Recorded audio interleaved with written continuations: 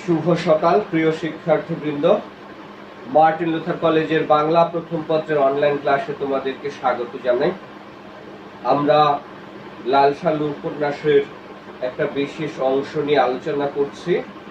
আওয়ালপুরে যে পীরের আগমন ঘটেছে সেই পীরের কাছ থেকে খালেক ব্যাপারী প্রথম স্ত্রী আমেনা বিবি পানি পড়া খেতে চেয়েছিল, কেননা এই ভদ্র মহিলা দীর্ঘ সংসার জীবনে নিঃসন্তান ছিলেন।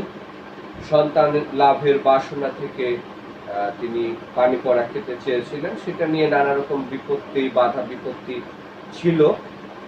তো মজিদ খালেক ব্যাপারীর তার শ্যালককে দিয়ে, তানু বিবির বড় ভাইকে দিয়ে এই কাজটি করাতে চেয়েছিলেন। আওয়ালপুরের পীরের পানি পড়া আনতে চেয়েছিলেন, কিন্তু হলামিয়া তেঁতুল গাছের ভূতের ভয়ে এবং আওয়ালপুরের পীরের সাঙ্গপাঙ্গদের মারের ভয়ে সে সেখানে আর না গিয়ে কৌশলে সে গোপনে মজিদের কাছ থেকে পানি পড়া নিতে চেয়েছিল। কিন্তু বিষয়টা এত সহজ ছিল না। মজিদ জানতে পেরে অবশেষে খালেক ব্যাপারী বাড়িতে এসেছে এই বিষয়ে জানার জন্য, ব্যাপারীর মতামত জানার জন্য। তো মজিদ দুঃখ করে বারবার যে বিষয়টি বলছে যে আমেনা বিবি তার সন্তান লাভের ইচ্ছা জেগেছিল, পানি পড়া খাবার ইচ্ছা জেগেছিল, এই কথাটা সে নিজে বললে মজিদ হাতের কাছেই ছিল। দুই পরিবারের মধ্যে যেহেতু সম্পর্ক খুব কাছের, নিবিড় সম্পর্ক, সুতরাং মজিদই তো পানি পড়া দিতে পারত। তার মুখের জোরও তো কম না, তার এই ধরনের আশ্চর্য কাজ করবার ক্ষমতা তারও রয়েছে।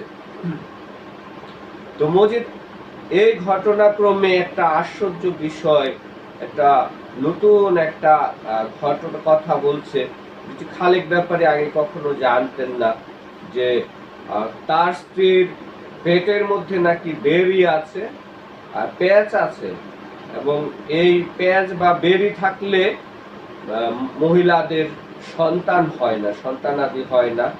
তো এই পেঁচ এক একজনের এক এক, কারো 7 পেঁচ, কারো 14 পেঁচ, কারো 21 পেঁচ। পেঁচ যাদের যত বেশি বা বেরি যাদের যত বেশি, তাদের সমস্যা তত প্রকট, তাদের সমস্যা তত জটিল। সুতরাং মজিদ উদাহরণ দিয়ে বলবার চেষ্টা করেছে যে তার স্ত্রী রহিমা, তার পেটে 14 পেঁচ রয়েছে। সুতরাং এর চিকিৎসা করতে হলে কি ধরনের চিকিৎসা পদ্ধতি, কৌশল, সেটাও সে আলোচনা করেছে। যে একদিন শুক্রবারের দিনে আমেনা বিবিকে রোজা রাখতে হবে এবং সারাদিন সে কোরআন তিলাওয়াত করবে, এবং সে যখন বিকেল বেলা সে ইফতারের আগে মসজিদের মাজারে যাবে, সেখানে মসজিদ নিজে একটা পানি পড়া আগেই তৈরি করে রাখবে। সেই পানি পড়া খেয়ে আমেনা বিবিকে মাজারের 4 পাশ দিয়ে 7 পাক ঘুরতে হবে, 7 বার ঘুরতে হবে। যদি 7 পেঁচ হয় তবে 7 পাক দেবার পরে হঠাৎ তার পেট ব্যথায় টনটন করে উঠবে। ব্যথাটা এমন হবে যে মনে হবে প্রসব বেদনা উপস্থিত হয়েছে। ব্যাপারী উদ্বিগ্ন কণ্ঠে প্রশ্ন করে, আর 7 পাকে যদি ব্যথা না ওঠে তয় বুঝতে হইবে টানার 14 পেঁচ কি আরো বেশি। 7 পেঁচ হইলে দুশ্চিন্তার কারণ নাই। ব্যাপারী এই ধরনের পেঁচের কথাতে এমনিতেই তার মধ্যে এক ধরনের দুশ্চিন্তা কাজ করছে, শঙ্কা, ভয় ভীতি কাজ করছে। তারপর আবার মজিদ বলছে, যদি 7 পেঁচ হয় তাহলে মাজারের চারিদিকে 7 পাক ঘুরবার পরেই তার পেটে ব্যথা হবে, ব্যথা টনটন করে উঠবে, যেন একেবারে প্রসব বেদনা। আর যদি না হয় তাহলে কি হবে সেটাও ব্যাপারে জানতে চাচ্ছে। তো যদি 7 পাক দেওয়ার পরে এরকম কোনো প্রসব বেদনা জাতীয় কোনো কিছু অনুভূত না হয়, তবে বুঝতে হবে যে পেঁয়াজ 14 কিংবা তারও বেশি। তবে 7 পেঁয়াজ হলে এটা চিকিৎসাটা সহজ, ভয়ের কিছু নাই, দুশ্চিন্তার কিছু নেই। তারপর মজিদ আবার গরু ছাগলের কথা পারে। এক সময় আর চোখে ব্যাপারীর পানে তাকিয়ে দেখে গৃহপালিত জীবজন্তুর ব্যারামের কথায় তেমন মনোযোগ যেন নেই তার। আরো 2-4টে অসংলগ্ন কথার পর মজিদ উঠে পড়ে। ফেরার পথে মোল্লা শেখের বাড়ির কাছে কাঁঠাল গাছের তলে একটা মূর্তি নজরে পড়ে।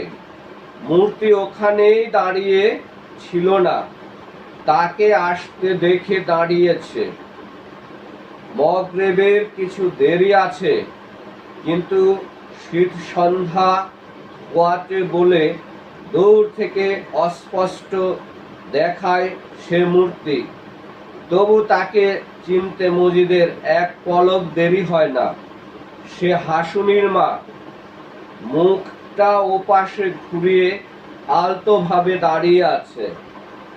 নিকটবর্তী হতেই হাসুনির মা কেমন এক কান্নার ভঙ্গিতে মুখ হাতে ঢাকে। আরো কাছে গিয়ে মজিদ থমকে দাঁড়ায়। দাঁড়িতে হাত সঞ্চালন করে কয়েক মুহূর্ত তাকে দেখে, তারপর বলে, কি গো হাসুনির মা? যে কান্নার ভঙ্গিতে তখন হাতে মুখ ঢেকেছিল, সে এবার মজিদের প্রশ্নে আসতে নাকি সুরে কেঁদে ওঠে। কান্নাটাই মুখ্য উদ্দেশ্য নয়, আসল উদ্দেশ্য এই বলা যে যা ঘটেছে তা হাসবার নয়, কান্নার ব্যাপার। আকস্মিক উদ্বেগ বোধ করে মজিদ। মেয়েটার চলন বলন কেমন যেন নম্র, বয়স হলেও আনাড়ি ব্যাঠিকপনা ভাব, হাতে নিলে যেন গলে যাবে। মাস খানেক আগে একদিন শেষ রাতে খড়কুটোর উজ্জ্বল আলোয় যার নগ্ন বাহু পিঠ কাঁধ দেখেছিল মজিদ, সে যেন ভিন্ন কোনো মানুষ।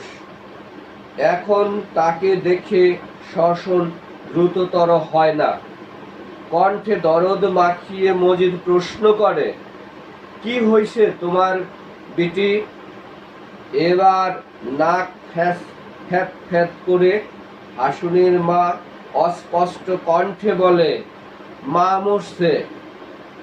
বজ্রাহত হওয়ার ভান করে মজিদ, আর তার মুখ দিয়ে অভ্যেসবশত সেই কথাটাই নিঃসৃত হয় যা আজ কত শত বৎসর যাবৎ কোটি কোটি খোদার বান্দারা অন্যের মৃত্যু সংবাদ শুনে উচ্চারণ করে আসছে। তারপর বলে, আহা, কেমনে মরল গো বিটি? এমনি মারা গেছে কথাটা কেমন যেন শোনায়। পলকের মধ্যে মজিদের স্মরণ হয় তাহেরে বৃদ্ধ ঠেঙা বাপের বিচারের দৃশ্য। তার জন্যে অবশ্য অনুতাপ বোধ করে না মজিদ, কেবল মনে হয় কথাটা। থেমে আবার প্রশ্ন করে, শ্যামরারা কই? আছে, ধান বিক্রি কইরা ঠ্যাঙের উপর ঠ্যাং তুইলা আছে। ছোটডি কয়, কেয়ারা নায়ের মাঝি হইব। দাফন কাফনের জোগাড় যন্ত্র করতেছেনি, করতাছে। মোল্লা শেখে জানাজা পড়ব। খেলাল তুলে হঠাৎ দাঁত খোঁচাতে থাকে মজিদ। কপালে কটা রেখা ফোটে।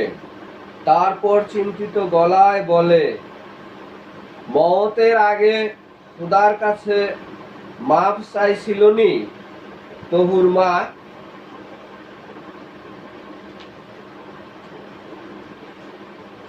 হা করে হাসুনির মা মুখ ঘুরিয়ে তাকায় মজিদের পানে।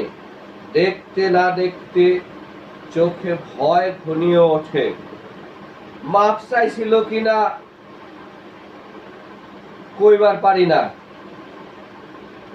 কয়েক মুহূর্ত মজিদ নীরব থাকে। এ সময়ে কপালে আরো কয়েকটি রেখা ফুটে ওঠে। কিছু না বললেও হাসুনির মা বুঝে মজিদ তার মায়ের কবরের আযাবের কথা ভাবে। মায়ের মৃত্যুতে সে তেমন কিছু শোক পেয়েছে বলা যায় না। বার্ধক্যের শেষ স্তরে কারো মৃত্যু ঘটলে দুঃখটা তেমন জোরালো ভাবে বুকে লাগে না। তবে মায়ের কুপ্রাণু রগ ঝোলা যে মৃত দেহটি এখনো ঘরের কোণে নিস্পন্দ ভাবে পড়ে আছে, সে দেহটিকে নিয়ে যখন পেছনের জঙ্গলের ধারে কদম গাছের তলে কবর দেয়া হবে, তখন হয়তো দমকা হাওয়ার মতো বুকে সহসা হাহাকার জাগবে। তারপর শীঘ্র আবার মিলিয়ে যাবে সে হাহাকার। কিন্তু তার মা নিঃসঙ্গ সে কবরে লোকচোখের আড়ালে অকথ্য যন্ত্রণা ভোগ করবে, এ কথা ভাবতেই মেয়ের মন ভয়ে ও বেদনায় নীল হয়ে ওঠে। কলাপাতার মতো কেঁপে উঠে সে প্রশ্ন করে, মায়ের কবরে আযাব হইব? সরাসরি কথাটার উত্তর দিতে মজিদের মুখে বাধে। থেমে বলে, খোদা তারে বেহেশত নসিব করো। আহা! হাসুনির দাদি, তার নানি হাসুনির, এই ভদ্র মহিলা বৃদ্ধা তার নানার সাথে নানা রকম ঝগড়া বিবাদ করেছে। পরিণত বয়সে, শেষ বয়সে মিথ্যে অপবাদ পেয়েছে। আর সেগুলোর জের ধরে মজিদের সালিশের সিদ্ধান্ত মোতাবেক গ্রাম্য সভায় তাকে অপমান করা হয়েছিল। তার মেয়ের কাছে তাকে মাপ চাইতে হয়েছিল। এই ঘটনাগুলোর দরুন এই বৃদ্ধ নিরুদ্দেশ হয়ে গিয়েছিল, পালিয়ে গিয়েছিল অপমানের হাত থেকে নিজেকে রক্ষা করবার জন্য। স্বামী পালিয়ে যাবার পর, হারিয়ে যাওয়ার পরে এই বৃদ্ধা অবশ্য ঝগড়া বিবাদ থামিয়ে দিয়েছিল। কেননা খেলোয়াড় চলে গিয়েছিল, খেলবে কার সাথে? পার্টনারই চলে গিয়েছিল, ঝগড়ার পার্টনার। তো এই বৃদ্ধা মারা গেছে। মারা যাওয়ার পরে এই খবরটা হাসুনির মা মজিদকে দিতে এসেছিল বাড়িতে। সেখানে এসে কোনোভাবে জেনেছে যে মজিদ খালেক ব্যাপারীর বাড়িতে আছে। আর খালেক ব্যাপারীর বাড়িতে কথা শেষ করে বের হবার পরেই পথেই তার সাথে দেখা হয়েছে এবং হাসুনির মা তাকে জানিয়েছে যে তার মা মারা গিয়েছে। মজিদের একটাই আগ্রহের জায়গা ছিল যে বৃদ্ধা মরার আগে খোদার কাছে মাপ চেয়েছিল কিনা, এবং যদি মাপ না চায় তাহলে তার কবরে আযাব হবার ভয় থাকে, খোদা তাকে শাস্তি দিবেন, এরকম ভয় ভীতি দেখানো গ্রামের লোকদের, বিশেষ করে হাসুনির মাকে। সে সেটা বলবার চেষ্টা করেছে। একবার আর চোখে তাকায় হাসুনির মার দিকে। চোখে মরণ ভীতির মতো গাঢ় ছায়া দেখে হয়তো বা একটু দুঃখও হয়, ভাবে তার জন্য লোকটি নিজেই দায়ী।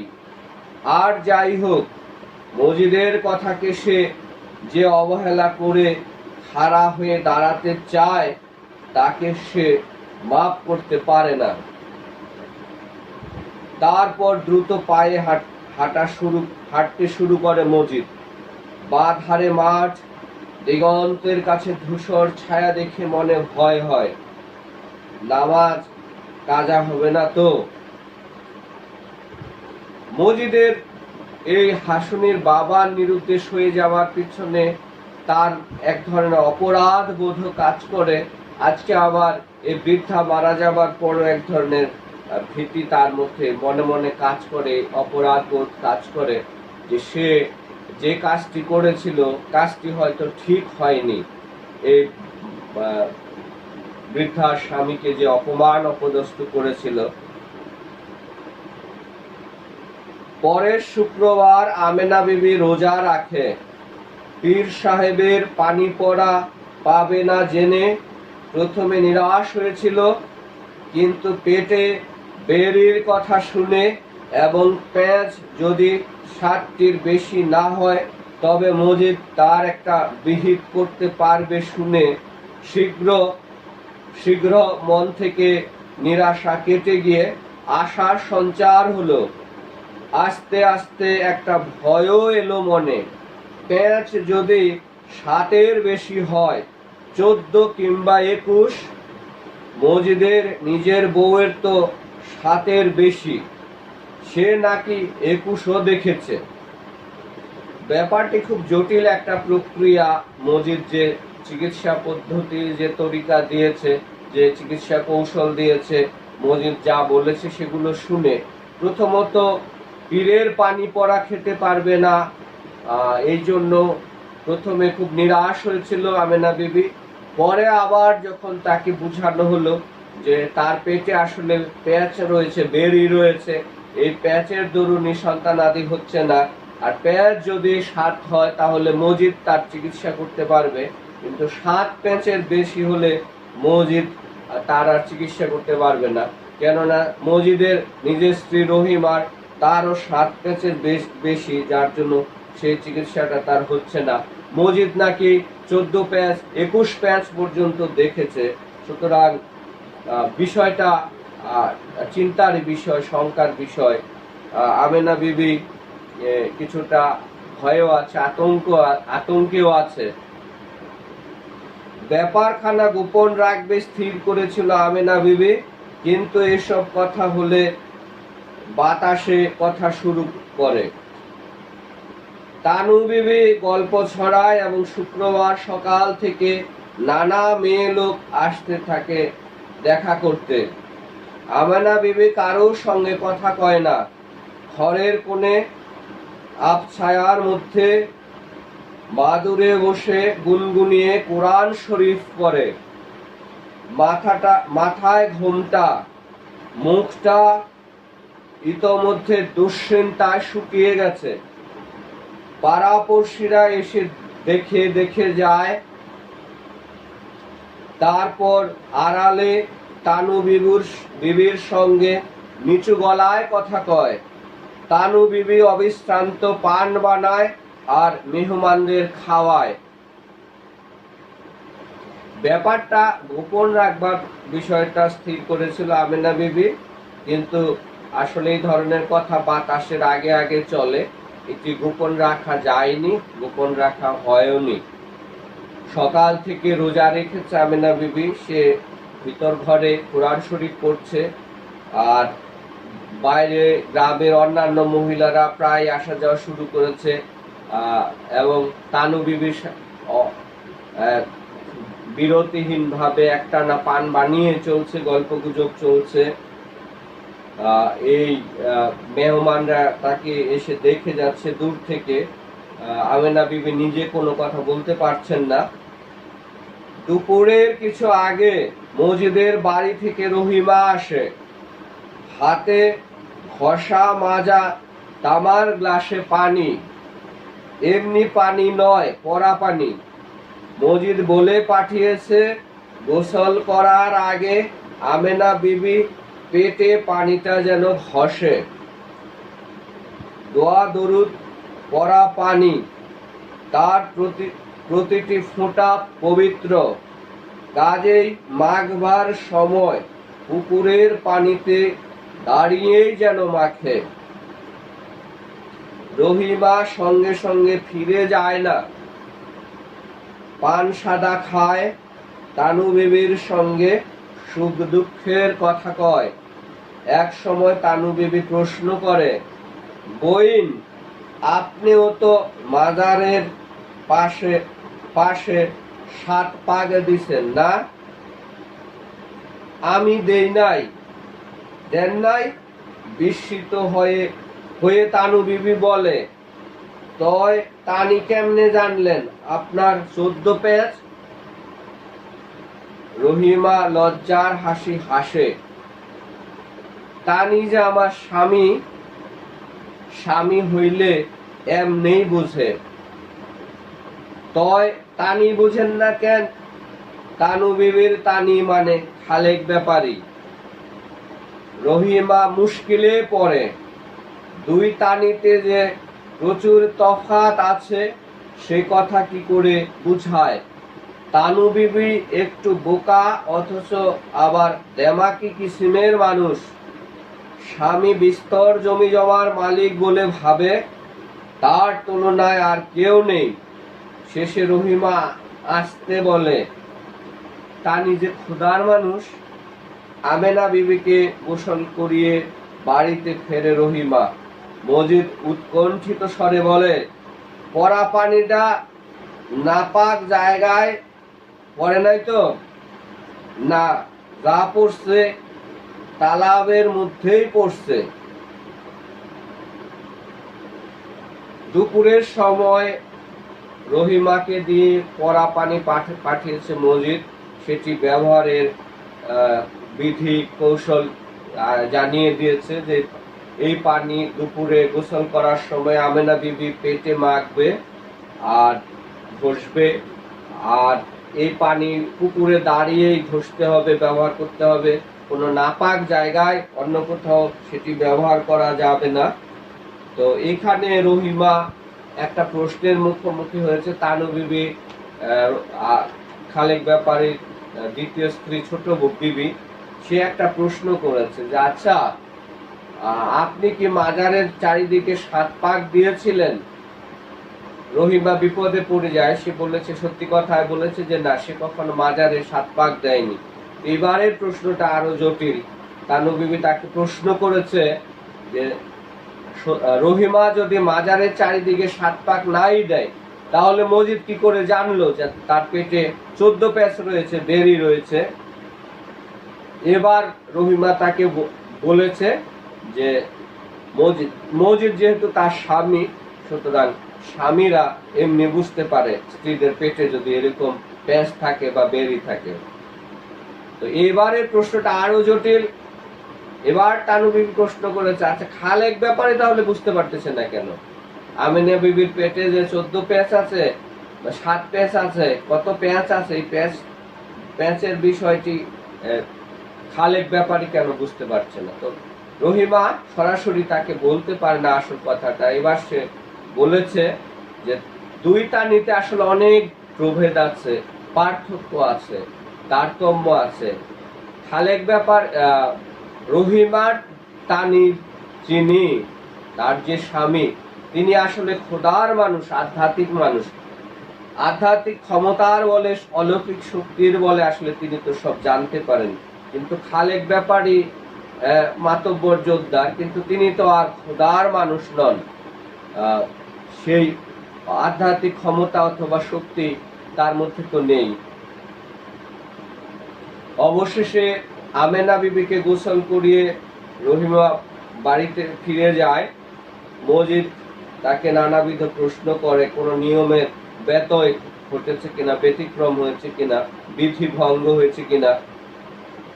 সূর্য যখন দিগন্ত সীমারেখার কাছাকাছি পৌঁছেছে, তখন জোয়ান মধ্য 2 জন বেহারা পালকি এনে লাগালো অন্যর ঘরের বেড়ার পাশে।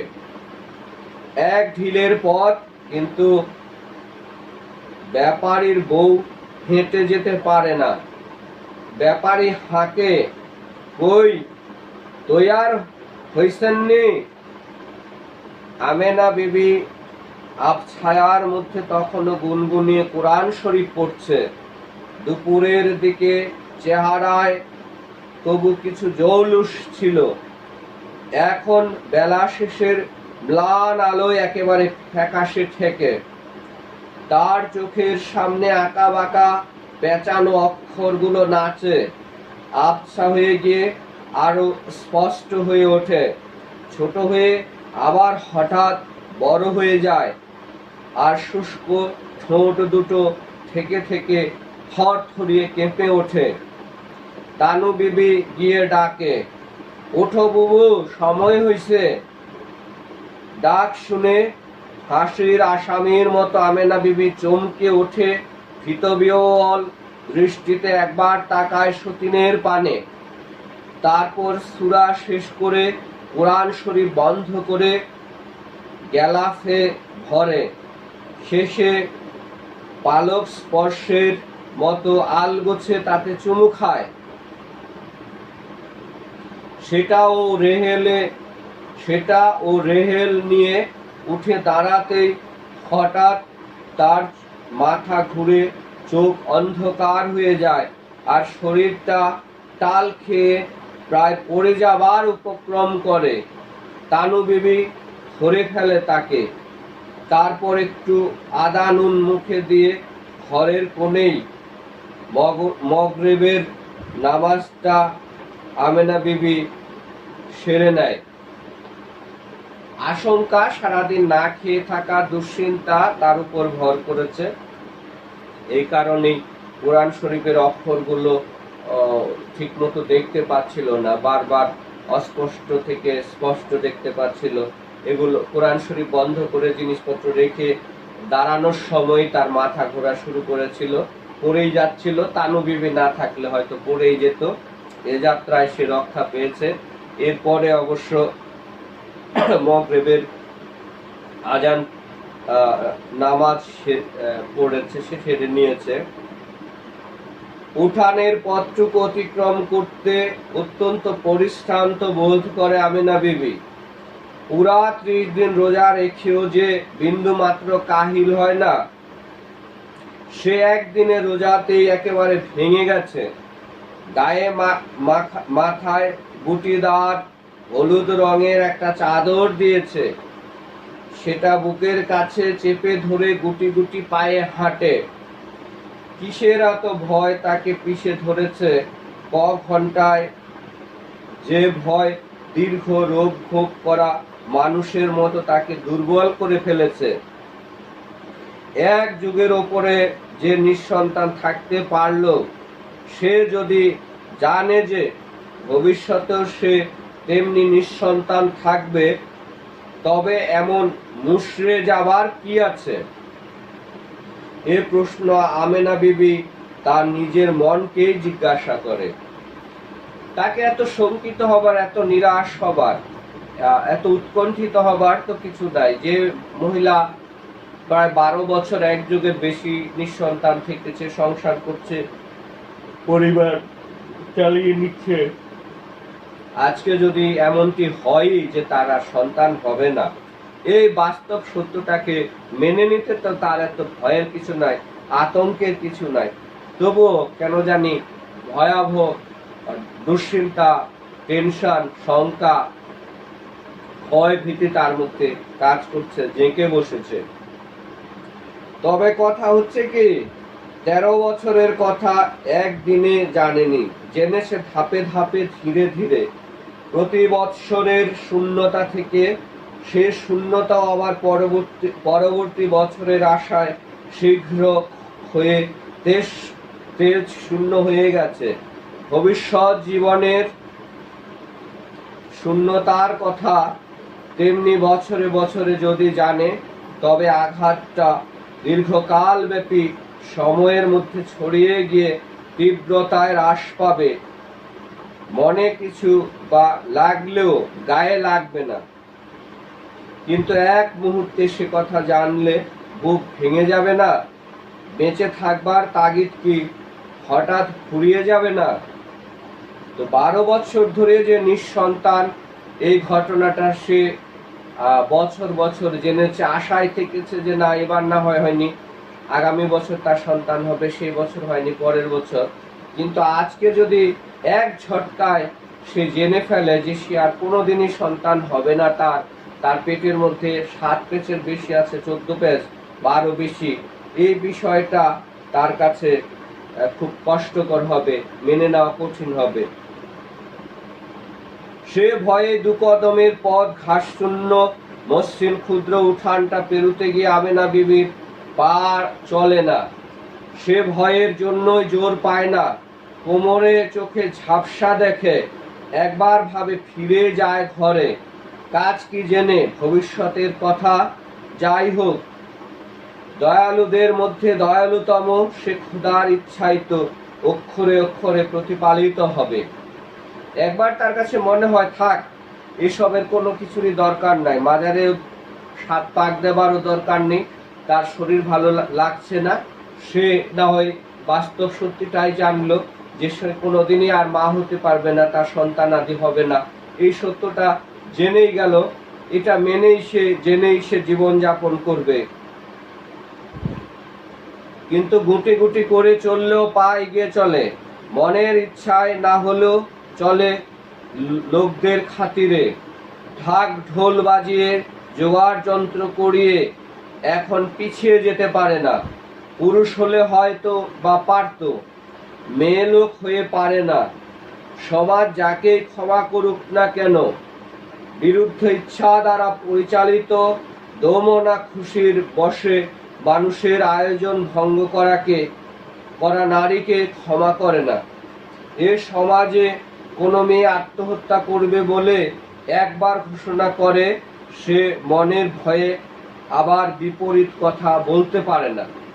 আমেনা বিবির প্রথমে এখন তার যে শারীরিক অবস্থা, মনের যে অবস্থা, তাতে তার মনে হয়েছে যে না, সন্তানাদি তার আর দরকার নাই, সে ফিরে যাবে এবং জেনে বুঝিয়ে জানবে যে তার আর সন্তান হবে না, এই বাস্তব সত্যটাকে মেনে নিয়ে এসে যাবে। কিন্তু যত ঢাকঢোল পিটিয়ে যে আয়োজন করা হয়েছে, এই আয়োজন মাঝপথে সে বাগড়া দেবে, পিছন হটবে, ফিরে যাবে, এটা তার মেয়ে মানুষের পক্ষে কখনো এটা সম্ভব না। কারণ সমাজ ব্যবস্থায় এরকম, দৃষ্টিভঙ্গিটা এরকম। আমাদের সমাজে যে মেয়ে একবার আত্মহত্যার ঘোষণা দিয়েছে, তাকে আর আত্মহত্যা না করে ফিরে যাওয়ার কোনো উপায় নেই, বরং সে যদি ফিরে যায় তার এর চেয়ে আরো বেশি লাঞ্ছনা গঞ্জনা তাকে সহ্য করতে হবে। সমাজই আত্মহত্যার মাল মশলা জুগিয়ে দেবে, সর্বতোভাবে সাহায্য করবে যাতে তার নিয়ত হাসিল হয়, কিন্তু ফাঁকি দিয়ে তাকে আবার বাঁচতে দেবে না। মেয়ে লোকের মনের মশকরা সহ্য করবে অতটা দুর্বল নয় সমাজ। এখানে তাদের বেহুদাপনার জায়গা নেই, যেহেতু সমাজ ব্যবস্থা নারীর প্রতি অনেকটাই সেই সময়ে অনেকটাই পক্ষপাত দুষ্ট ছিল, নানা রকম অত্যাচার নির্যাতনের ঘটনা ছিল। সুতরাং সেই সমাজে নারীদের এরকম মশকরা, বিশেষ করে আমেনা বিবি এখন ফিরে আসবে না করবে, এটা মেনে নেবে না কেউ। মজিদ অপেক্ষা করছিল, বেহারারা পালকিটা মাজার ঘরে দরজার কাছে আসতে নামিয়ে রাখলো। ব্যাপারী মজিদের কাছে গিয়ে দাঁড়ায়, আসতে বলে, নাব্বো। মজিদ আজ লম্বা কুর্তা পরেছে, মাথায় ছোট ছোট একটি পাগড়িও বেঁধেছে, মুখ গম্ভীর, বলে, তানারে নামাইয়া মাজার ঘরের ভিতর নিয়ে যান। থেমে বলে, তানার ওযু আসেনি। ব্যাপারী ছুটে যায় পালকির কাছে, পর্দা ঈষৎ ফাঁক করে নিচু গলায় প্রশ্ন করে, আসেনি ওযু? অস্পষ্ট ভঙ্গিতে মাথা নেড়ে আমেনা বিবি জানায়, আছে। তয় নামেন। মজিদ একটু তফাতে দাঁড়িয়ে থাকে, হঠাৎ সে চিকন সুরে দোয়া দরুদ পড়তে শুরু করে। গলায় বিচিত্র সূক্ষ্ম কারুকার্যের খেলা হতে থাকে, কিন্তু তাতে চোখের তীক্ষ্ণতা কাটে না। চোখ হঠাৎ তার তীক্ষ্ণ হয়ে উঠেছে। পালকির পর্দা ফাঁক করে নামবার জন্য আমেনা বিবি যখন এক পা বাড়ান, তখন সূচের তীক্ষ্ণতায় তার দৃষ্টি বিদ্ধ হয় সে পায়ে। সাদা মসৃণ পা, রোদ, পানি বা পাথরের কাদামাটি যেন কখনো স্পর্শ করেনি। মজিদের গলায় কারুকার্য আরো সূক্ষ্ম হয়। হলুদ রঙের বুটিদার চাদরটা আমেনা বিবি ঘোমটার উপরে টান টান টান করে ধরে রেখেছে। তবু পালকি থেকে নেমে সে যখন মাজার ঘরে গিয়ে দাঁড়ায়, তখন আর চোখে তার পানে তাকিয়ে মজিদ কিছুটা বিস্মিত হয়। নতুন বউয়ের মতো চোখ তার বোঝা, তবে লজ্জায় নয়, তা দ্বিতীয়বার তাকালেই বোঝা যায়। লজ্জায় ম্রিয়মাণ নতুন বউয়ের আত্মসচেতন রক্তাভা তাতে নেই। সে মুখ ফ্যাকাশে রক্ত শূন্য এবং সে মুখে দুনিয়ার ছায়া নেই।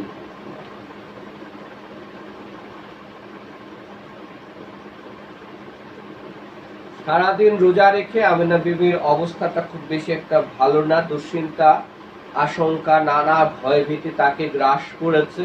তাকে মাজারে ঘরে নিয়ে আসা হয়েছে। এখন বাকি চিকিৎসা পরবর্তী যে বিষয়গুলো আছে সেগুলো সম্পন্ন করা হবে। তো আমরা এই ক্লাসটি এই পর্যন্ত আলোচনা করছি, বাকি অংশ পরে আলোচনা করব। তোমাদের সবাইকে অনেক অনেক শুভেচ্ছা।